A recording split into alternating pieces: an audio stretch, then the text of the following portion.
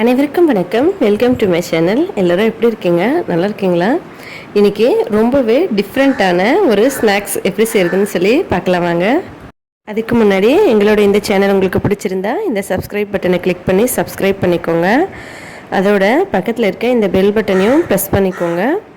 இதை ப்ரெஸ் பண்ணி ஆல் கொடுத்துக்கோங்க. இதனால் நாங்கள் எப்போ வீடியோஸ் அப்லோட் பண்ணாலும் நீங்கள் மிஸ் பண்ணாமல் பார்க்கலாம். நாங்கள் வீடியோஸ் அப்லோட் பண்ணாலும் உடனே உங்களுக்கு நோட்டிஃபிகேஷன் வந்துடும். இப்போ வாங்க, இப்போ இன்ட்ரெஸ்டிங்கான ஒரு ஸ்நாக்ஸ் எப்படி செய்கிறதுன்னு பார்க்கலாம் வாங்க. முதல்ல இங்கே வந்து பார்த்திங்கன்னா கேரட், அதுக்கப்புறம் கோஸு, மஞ்சள் பூசணிக்காய், உருளைக்கிழங்கு இது எல்லாத்தையும் நல்லா கழுவிட்டு இந்த மாதிரி நல்ல மெல்லிசாக துருவி வச்சுருக்கேன். நீங்கள் வந்து என்னென்ன வெஜிடபிள்ஸ் உங்கள்கிட்ட கிடைக்குதோ நீங்கள் அதை யூஸ் பண்ணிக்கலாம். நான் வந்து உருளைக்கிழங்கு, மஞ்சள் பூசணிக்காய், கேரட், கோஸு இது 4த்தையும் எடுத்திருக்கேன். உங்களுக்கு ஒருவேளை இதில் ஏதாவது ஒரு வெஜிடபிள் கிடைக்கலனாலும் நீங்கள் ஸ்கிப் பண்ணிக்கலாம். இல்லை ஏதாவது 2 தான் இருக்குனாலும் நீங்கள் சேர்த்துக்கலாம். நம்ம விருப்பப்படி வெஜிடபிள்ஸ் குழந்தைங்களுக்கு பிடிச்ச மாதிரி நம்ம சேர்த்து கொடுக்கலாம், அவ்வளோதான். மற்றபடி இங்கே வந்து நான் ஒரு 4 வெஜிடபிள்ஸு எடுத்திருக்கேன். இது எல்லாத்தையும் இதில் சேர்த்து ஒரு கிண்ணத்தில் சேர்த்துக்கலாம். மஞ்சள் பூசணிக்காய், கேரட், உருளைக்கிழங்கு, அதுக்கப்புறம் கோஸு. இப்போ இது எல்லாத்தையும் ஒன்றா ஒரு மிக்சிங் பவுலில் சேர்த்துக்கலாம். இதோட இங்கே வந்து பார்த்திங்கன்னா நான் ஒரு 2 முட்டையை உடச்சி வச்சுருக்கேன். இதில் கொஞ்சமாக உப்பு சேர்த்துக்கலாம் டேஸ்ட்டுக்கு ஏற்ற மாதிரி. அதோட முட்டை வந்து 2 உடச்சி தனியாக எடுத்து வச்சுருக்கேன். அதை இதோடு சேர்த்துக்கலாம். நீங்கள் இன்னும் கொஞ்சம் முட்டை எக்ஸ்ட்ரா வேணும்னாலும் சேர்த்துக்கலாம். ஆனால் 2 சேர்த்தாலே இது நல்லா ப்ளஃபியாக வருதுங்க, நல்லா புசு புசுன்னு இருக்குது. உங்களுக்கு இன்னும் முட்டை அதிகமாக வேணும்னா குழந்தைங்களுக்கு இன்னும் கொஞ்சம் எக்ஸ்ட்ரா செய்யணும்னு நினச்சிங்கன்னா 4 முட்டை கூட சேர்த்துக்கலாம். இன்னும் கொஞ்சம் வெஜிடபிள்ஸும் சேர்த்துக்கலாம். இல்லை முட்டை மட்டும் எக்ஸ்ட்ரா வேணுனாலும் சேர்த்துக்கலாம். இப்போ இதை நல்லா மிக்ஸ் பண்ணிடலாம். இந்த மாதிரி நல்லா மிக்ஸ் பண்ணிவிட்டு இதில் ஒரு 1/4 ஸ்பூன் போல் மஞ்சத்தூள் சேர்த்துக்கலாம். மஞ்சத்தூளும் சேர்த்துட்டு நல்லா மிக்ஸ் பண்ணிக்கலாம். எப்போவுமே நான்வெஜ் எக்லாம் சமைக்கும் போது அந்த ஸ்மெல் வராமல் இருக்கிறதுக்காக மஞ்சத்தூள் சேர்ப்போம்.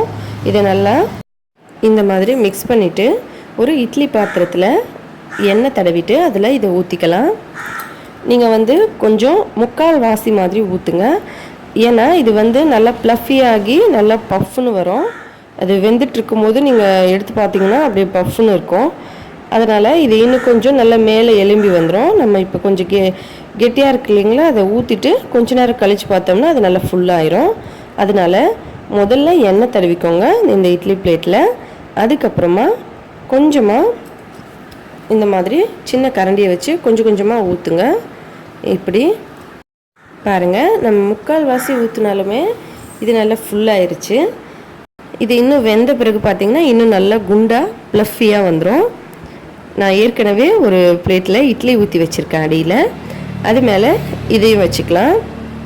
ஃபுல்லாக ஸ்லோ ஃப்ளேமில் வச்சு நம்ம எப்போவும் இட்லி வேக வைக்க எவ்வளோ டைம் ஆகுமோ அதே அளவுக்கு இதை வேக வச்சு எடுத்துக்கலாங்க. இப்போ ஒரு 5 நிமிஷம் ஆயிருக்கு.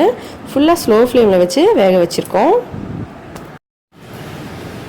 பார்க்கலாம், பாருங்கள் எவ்வளோ சூப்பராக இருக்குது.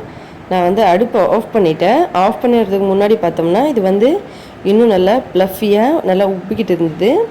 நீங்கள் செய்யும் போதே உங்களுக்கு தெரியும். நீங்கள் அடுப்பை ஆஃப் பண்ணுறதுக்கு முன்னாடி ஓப்பன் பண்ணிங்கன்னா அது வந்து நல்லா பஃப்னு இருக்கும். இப்போ அடுப்பை ஆஃப் பண்ணிவிட்டு நம்ம வந்து இதை எல்லாத்தையும் எடுத்துடலாம். இது பாருங்கள் நல்லா வெந்திருக்கு, சூப்பராக வெந்துருச்சு.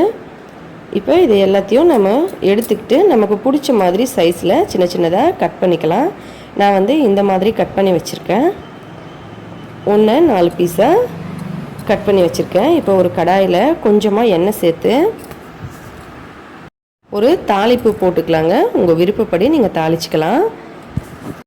நான் வந்து கடுகு, சீரகம், கருவேப்பிலை, பச்சை மிளகாய் சேர்த்துருக்கேன். இதை நல்லா மிக்ஸ் பண்ணிவிட்டு இதில் நம்ம ஏற்கனவே ரெடி பண்ணி வச்சுருக்கேன் இந்த வெஜிடபிள்ஸ் எக் மிக்ஸிங்க இதில் சேர்த்துடலாம். இந்த மாதிரி சேர்த்துட்டு நல்லா மிக்ஸ் பண்ணிடலாம். உங்களுக்கு காரம் அதிகமாக வேணும்னா நீங்கள் மிளகாய் இன்னும் சேர்த்துக்கலாம். அப்படி இல்லைன்னா மிளகாத்தூள் கூட எண்ணெயில் கொஞ்சமாக சேர்த்துட்டு வறுத்துக்கலாம். அது வந்து ஒரு டிஃப்ரெண்ட்டான ஃப்ளேவர் இருக்கும். இது வந்து சிம்பிளாக ஒரு தாளிப்பு போடுற மாதிரி இருக்கும். அதனால தான் இந்த மாதிரி செஞ்சுருக்கோம். இந்த மாதிரி எல்லா வெஜிடபிள்ஸும் வச்சு எக்கு வச்சு ரொம்பவே ஹெல்த்தியான ஒரு ஸ்நாக்ஸ் பாருங்கள் ரெடி ஆயிடுச்சு. அடுப்பை ஆஃப் பண்ணிடலாம். உங்களுக்கு வேணும்னா நீங்கள் கொத்தமல்லி தழை தூவிக்கலாம். குழந்தைங்க ஸ்கூல்லேருந்து வந்தவொடனே செஞ்சு கொடுங்க, ரொம்ப விரும்பி சாப்பிடுவாங்க. ட்ரை பண்ணி பாருங்கள்.